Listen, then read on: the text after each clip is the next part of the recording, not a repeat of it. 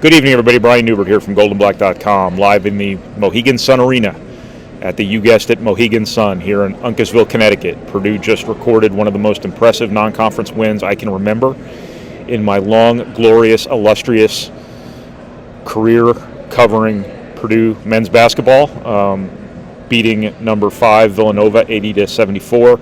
It's probably actually more like 80-72. I don't think that last basket should have counted. Be that as it may, I don't think that mattered one bit. I don't know what the spread was. I doubt anybody lost money on that last basket. If you did, God bless. But this is your wrap video, obviously following that game. It's brought to you by our friends at the Purdue Union Club Hotel and the 811 restaurant. I never know how to segue out of the live read, so I'll just start talking about basketball. Again, 80-74, Purdue over Villanova. After games like this, you never want to say anything you're going to regret, something that seems like you're a prisoner of the moment, hyperbole, if you will, because the thing about my job is everything I say is recorded, documented, whatever it might be, and you can look really stupid very quickly when the stuff that we're around that is constantly changing actually does change. But I think it's a very safe statement to make to say that Purdue established itself this weekend as one of the best teams in college basketball. Clearly, people were viewing Purdue as that coming into this year, but Purdue still had to prove itself to be just that because, again, as I said yesterday at the North Carolina game, the last version of Purdue you saw before this season was the one that was losing to North Texas in the NCAA tournament. That was not very good in the first half against Ohio State in the Big Ten tournament, and then couldn't really compete in overtime. Purdue had a lot to prove here, regardless of the assumptions people were making about a team that brought so many pieces back from a team that was good but not really great. This weekend, Purdue planted its flag squarely right in the middle of the national conversation. They are one of the best teams in college basketball. I don't think there's any way around that. This was the cream of the crop event of the preseason, of the non-conference portion of the college basketball season, and Purdue won the damn thing. You can't do a whole lot more than that. This field was absolutely loaded, and when you come to events like this, like Maui and some other places are always loaded, things like what happened in North Carolina this weekend can happen to you very easily. North Carolina went 0-2 here. Got blown out by Tennessee today. That can very easily happen to a team, a good team coming to a Shark Tank event like this. And Purdue was the biggest shark in the tank this weekend, which speaks volumes about where they are as a team, how mature they've become, how just talented they are, how deep they are, how physically overwhelming, how suffocatingly deep they are, how resilient they are, because both of these games they were in some really difficult positions in the second half, and they established themselves as a team that's going to keep playing no matter what. I've seen a lot of Purdue teams over the years. I've seen a lot of college basketball teams over the years, really, really struggle when things get tough for them. Obviously, that's sort of the nature of human beings, especially young males. But this seemed like a tough team. This seemed like a mature team. This seemed like a resilient team. This seemed like a complete team. Any and every adjective or descriptor I can think of right now that's positive, I think applies to Purdue right now. I think that, hang on, let me move this.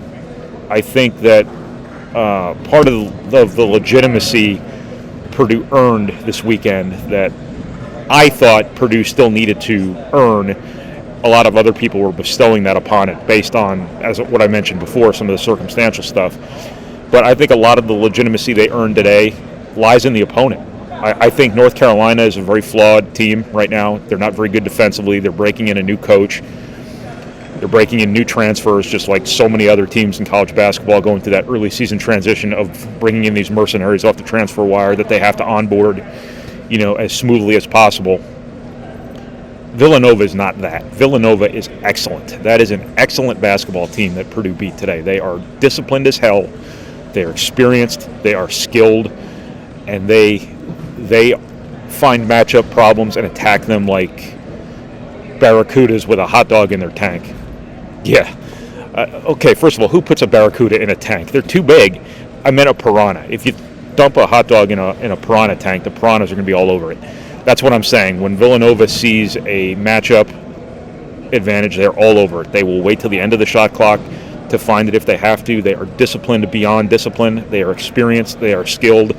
They are well coached, and they are just an excellent basketball team. And Purdue overcame Villanova's excellence, and in so doing, they proved their own excellence. And I think that makes this one a really kind of watershed type of moment for Purdue. I think a big part of this weekend for Purdue was about Jaden Ivey and Zach Edey sort of becoming stars, and I think that they sort of took turns doing that. I think Ivey was fantastic over the 2 games this weekend.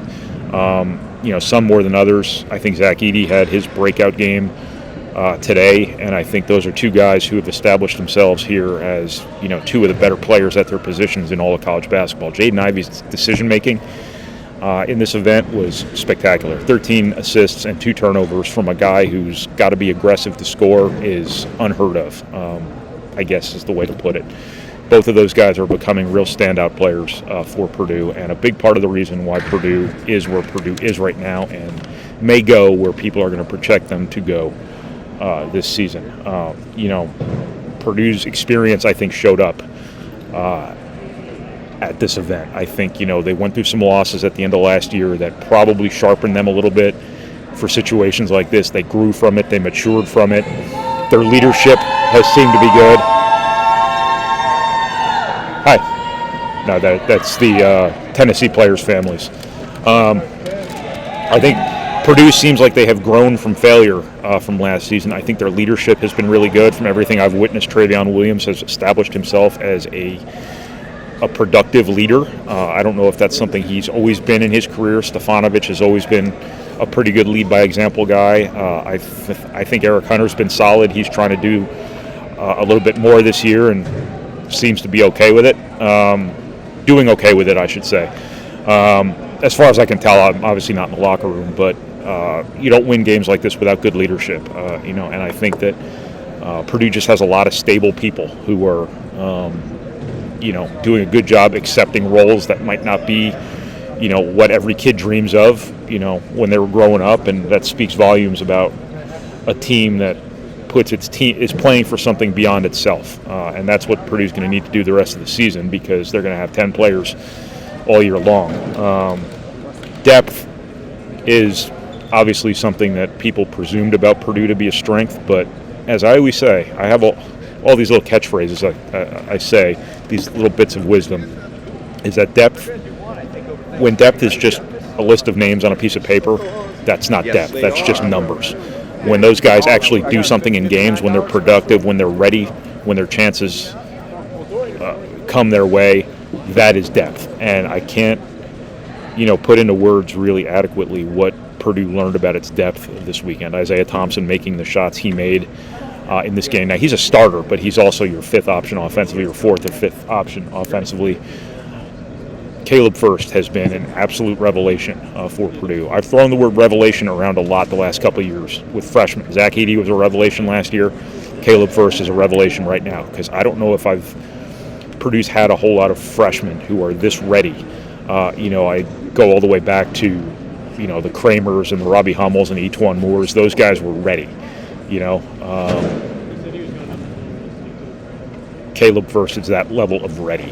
What he did with his ability to run the floor tonight, with him making that 3 from the corner, just the solidness, the solidity. I don't know which derivative of that word I should be using here, but he has been a plug-and-play guy on a veteran team, and he's there. You'd have no idea who the freshman is if you just watch Purdue play. And I don't know if I can, pay a higher compliment to a first-year college basketball player than that, Caleb First. He has been everything Purdue could have hoped he'd be, and probably then double that. Just cannot say enough about what sort of positive impact he's had on this team, and what might lie ahead for him, both this season and on into the future, when next year he will be one of Purdue's best players. Right now he's kind of fitting in, and he's doing a hell of a job doing it, but next year is about standing out, and he will stand out for a very long time, I think. It's remarkable to me. I don't know how much precedent you're going to find for this.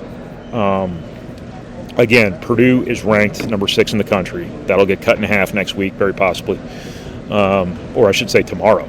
The poll comes out tomorrow. I'll be on an airplane, so you guys are going to have to tweet the poll out for me.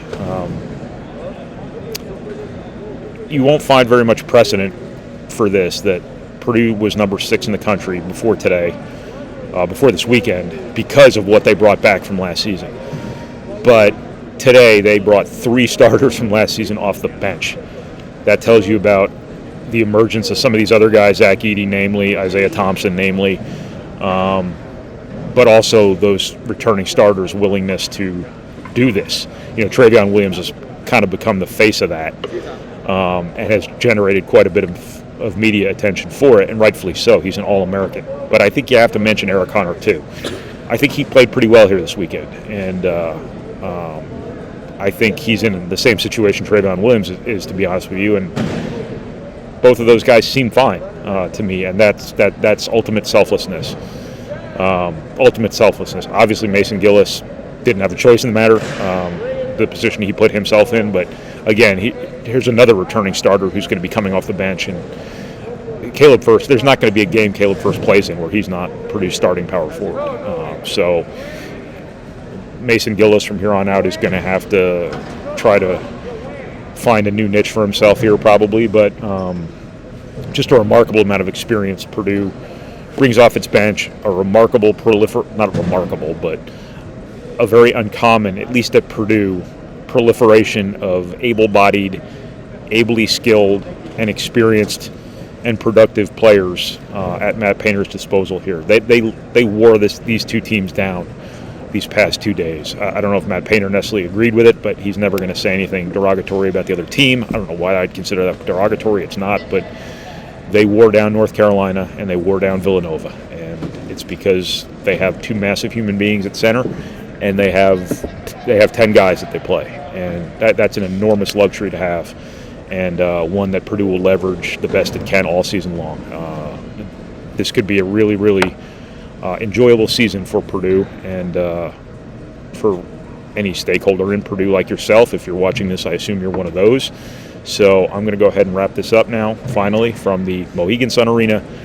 This has been Brian Neubert from goldenblack.com, following Purdue's 80-74, really 80-72 win over Villanova in the Hall of Fame tip-off championship game.